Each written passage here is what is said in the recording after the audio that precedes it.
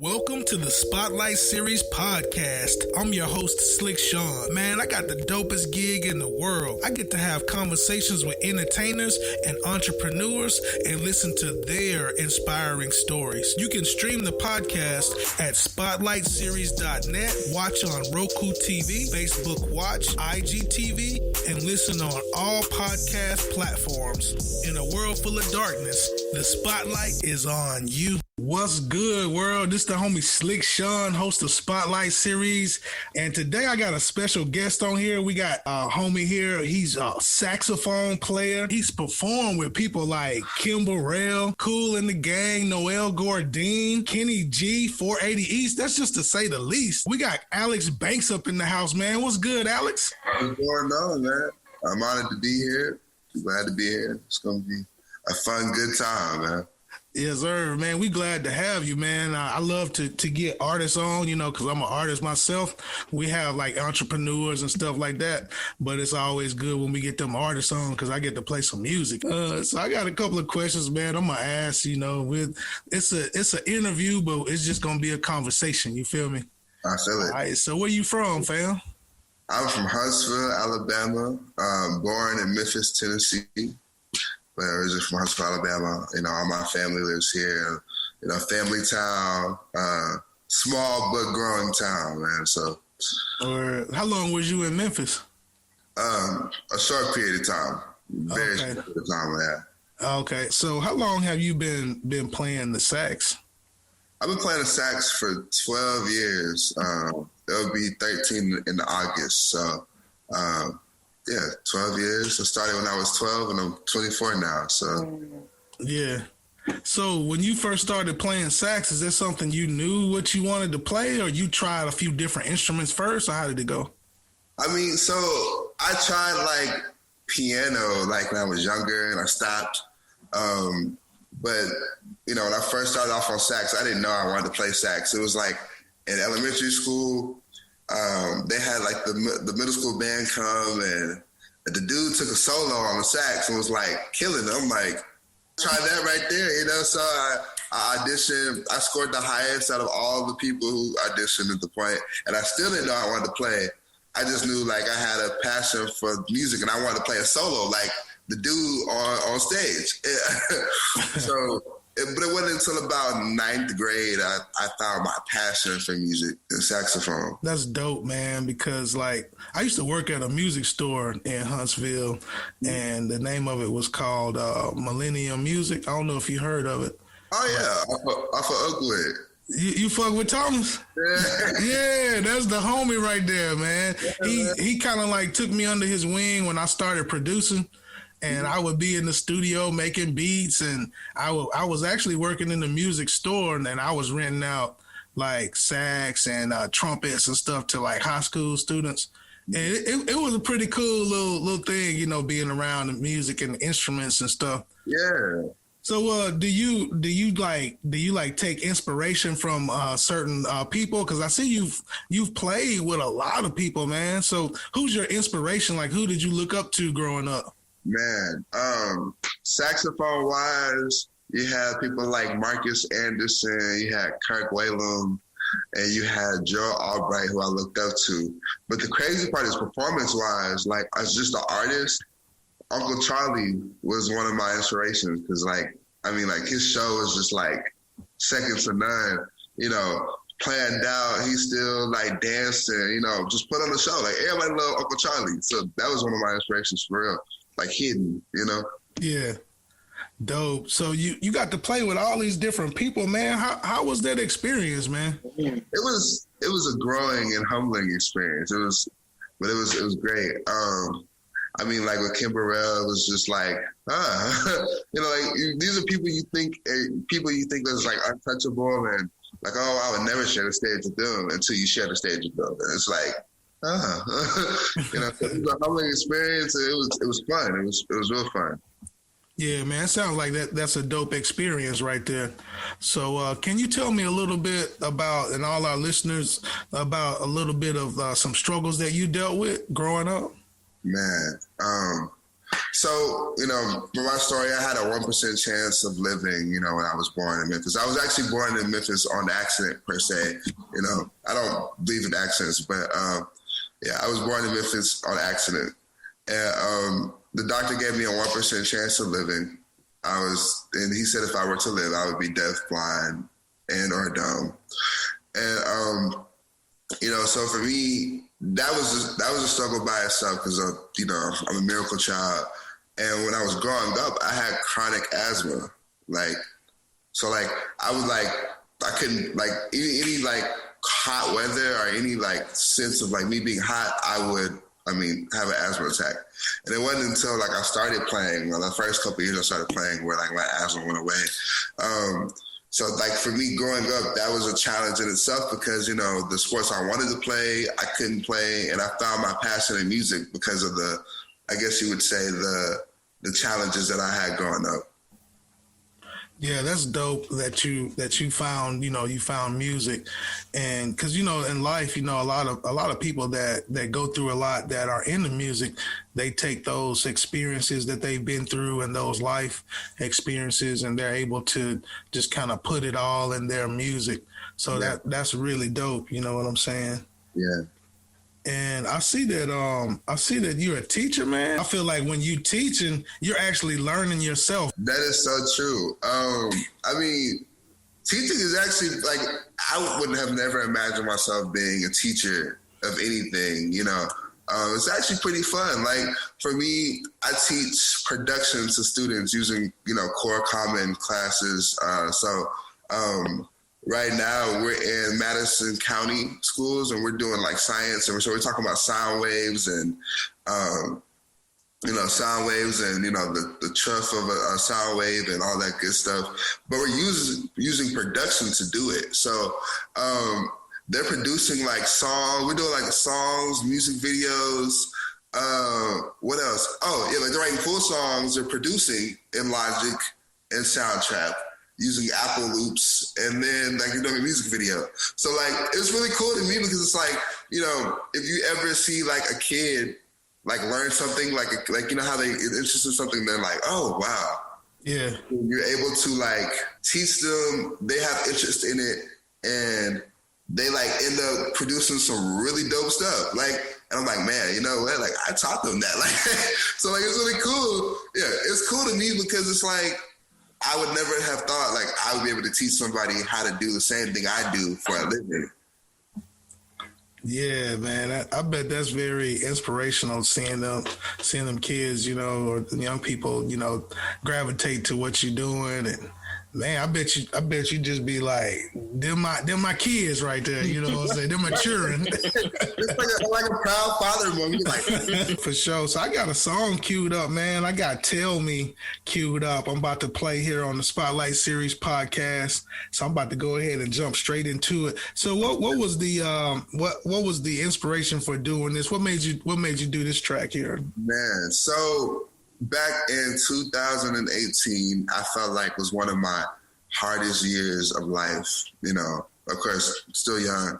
So one of the hardest years of life thus far, and I was just going through a lot of different things, just throughout life. And I'm the inspiration to tell me was tell me what's going on. Tell me, how you feel, right? And so I dubbed the track "Tell Me." Yeah. And it was basically all my feelings in one in a creative project. Dope. All right, so y'all heard it there first, and we about to go ahead and run into it.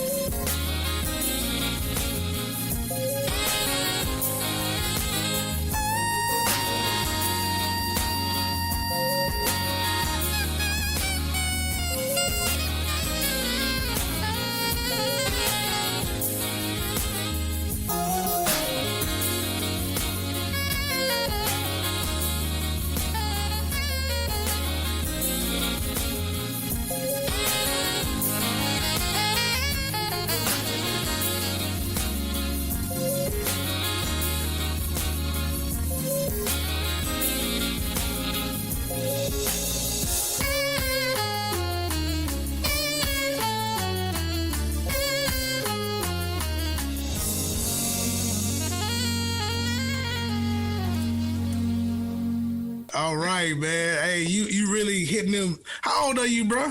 Yeah, I'm 24. 24, playing like that? Yeah. Man.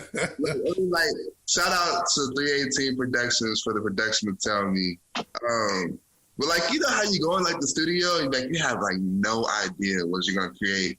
Yeah. And, you know, for me, every time I go to the studio and I have like a blank page, the first thing I do is hop on keys and like figure out something. And like, so basically I figured out that song in a whole session and cut it in everything, like, you know, rough vocal, rough sax and everything, just in that 1 minute. And I was just like, from like the guitar parts to the keys, horn parts, it was a definite amazing experience. And it took about like maybe 4 hours, you know? Yeah. You know, so like old school how they used to sit in the studio all the time and just be like, all right, we're gonna make this thing right, you know? All right. So I heard you say you record or you teach in Logic. I actually make my beats in Logic. Some dope Logic is dope, man. You know, people sleep on Logic.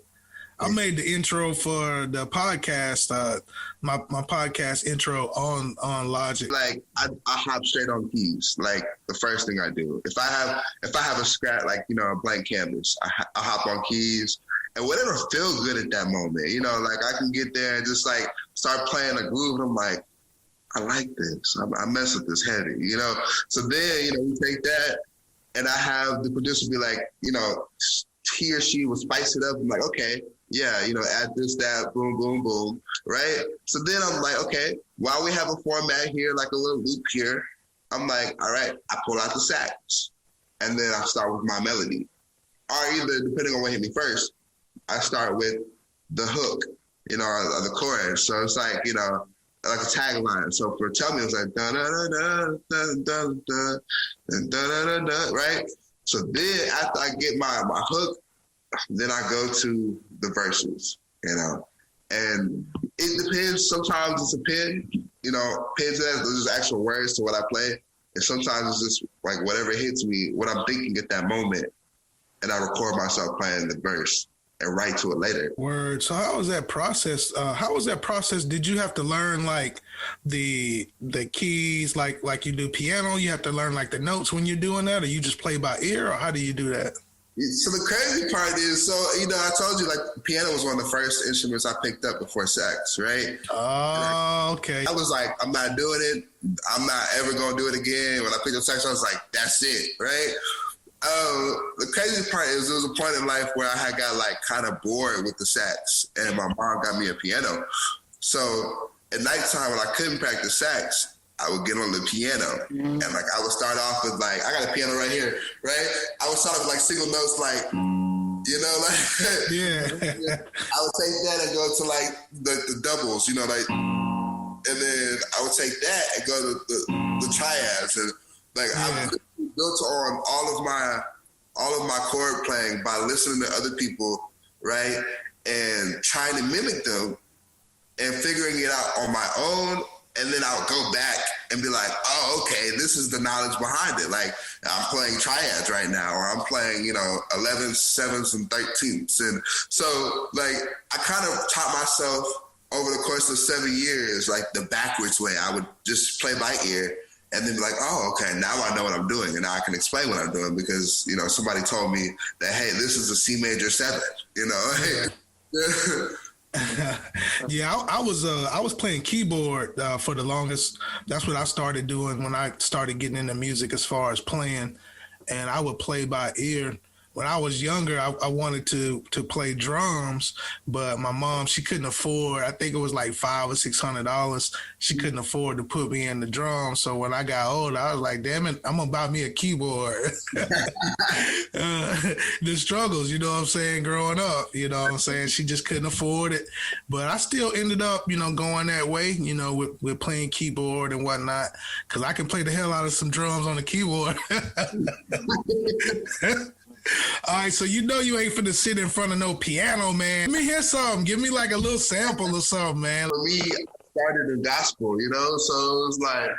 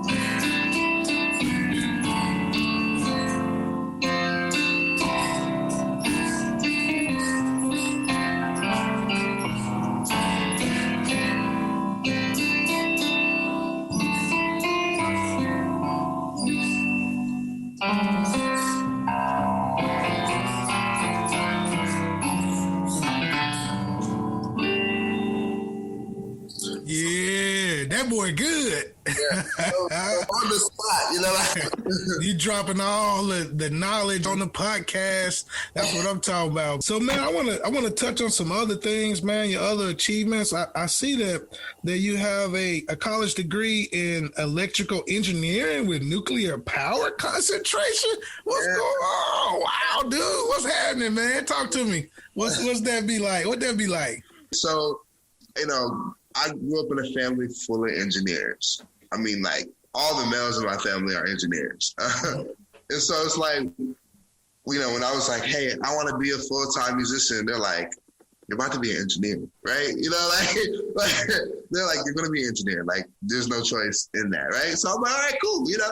So, like, I mean, first-hand nature, my passion is music. Second-hand nature, I'm an engineer. And I actually love it because I love math and I love science. So, you know, I went to the Alabama A&M University, you know, like, I want to go ahead and do the whole thing. A&M? Yeah, you know, Alabama A&M University. And, you know, one of the things that they highlighted is engineering. And so I chose to be an electrical engineer, right? They had the program of nuclear power engineering. And I'm like, we'll try it out. Because I wanted to do the most current thing they had. And the cool part about it was I was like the pilot program. You know, I was in the pilot program. Like, everything that they did was new. So in my senior year, we had things called like a senior research project. And I was able to research a lot of good things like about engineering at Brookhaven National Lab in New York. And that was like, we were the first people to go to the actual nuclear lab in Brookhaven and run our experiment. And the crazy part was when we ran our experiment, we did the research, we actually had some of the best data like in the US. And we got it down to like the percentage, I think it was like 9.2% error. And we were testing if we could have a device to measure like radiation in your body. Radiation, like, so basically say if you're on like the arsenal and somebody brings in nuclear weapons, like we can see if you have nuclear weapons, if you drive through the mechanism, right, by the spike of elevation through radiation. But you had to get it down to a percentage of error because, like, say if it was something else, you don't want to be like, oh, that's a nuclear weapon, and it's not. So, you know, we got it down to 9.2% when, like, the national average was like 11%. And I could get really technical and, you know, tell you the process, but hey, man, good stuff, man. And you in the right city, man, to be an engineer. Boy. So we about to get towards the closing, man. It's been so real having you on here, man. But before you go, leave us with some inspiration that you would give like a young musician coming up, or tell us your handles and all of that stuff, how to follow you and things like that. For sure. You can follow me on Alex D Banks, I for the second, on Twitter, on Instagram, and Facebook. They're all the same. And I mean, my inspirational quote for any young man, any young woman out there is, when you find your purpose, man, there is no limit. Like, you can go as far as you want to go because the only limits that you put is on yourself. You know what I'm saying? So when you stop, it stops. You know what I'm saying? When you keep going, you know, it may be hard, you know, but there's a reward at the end. So, like, keep doing what you're doing, keep going, and whatever your passion is, like, pursue it. No doubt, man. Words of wisdom, man. I want to thank you, man, for coming through. And in a world full of darkness, man, the spotlight is on you. Thanks for watching Spotlight Series Podcast. I'm your host, Slick Sean. You can follow on Facebook, Spotlight Series Podcast, on IG, spotlight.series1. You can stream the podcast at spotlightseries.net, watch on Roku TV, Facebook Watch, IGTV, and stream on all podcast listening platforms.